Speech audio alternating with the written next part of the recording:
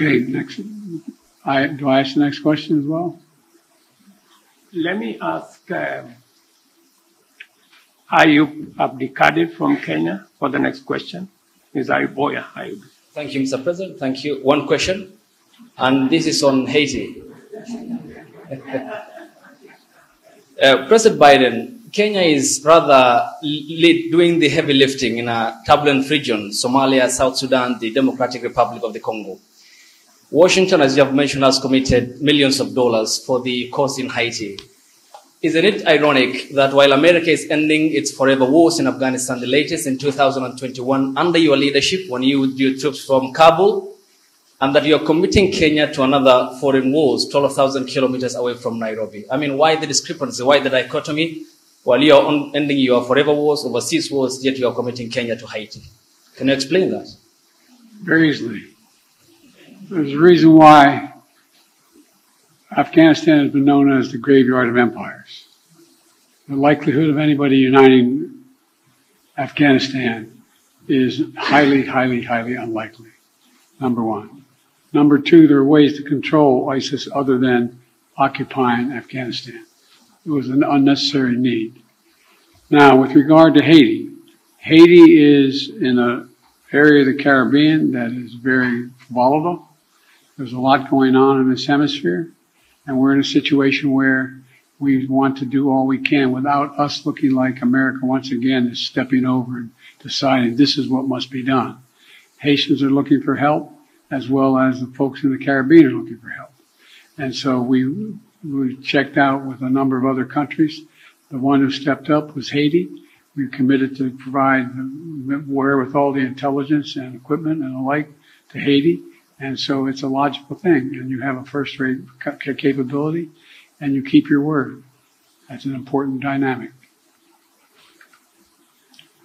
I agree with President Biden that Kenya's participation in Haiti is not so much about what happened in the past.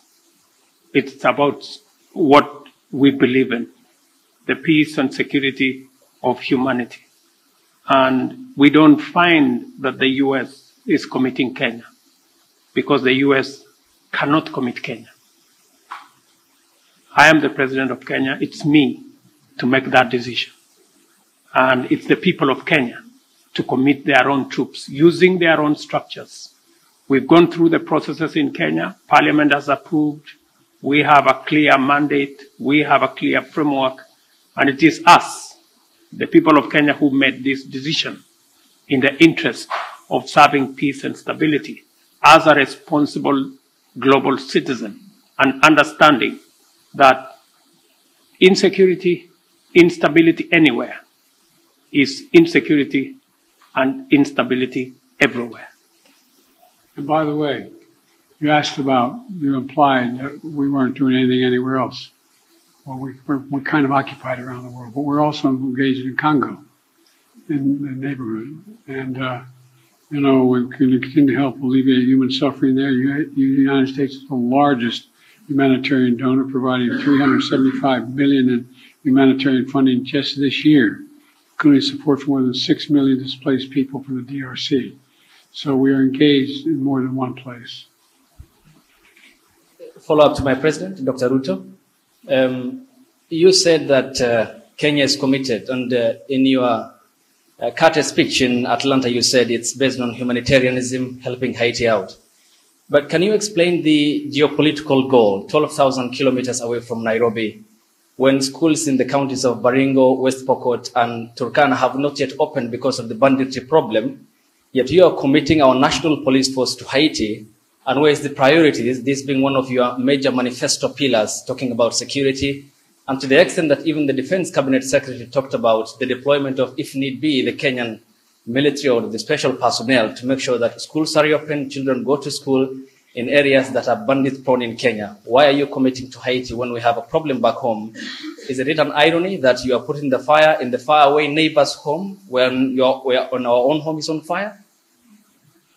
Thank you very much. I made a commitment to the people of Kenya to sort out insecurity in the North Rift. I have followed that with action. As we talk, there are 3,000 military officers in the North Rift, 2,000 police officers in the North Rift. We have renovated the first 15 schools and completed. We have reopened 20 schools already that were closed in the North Rift.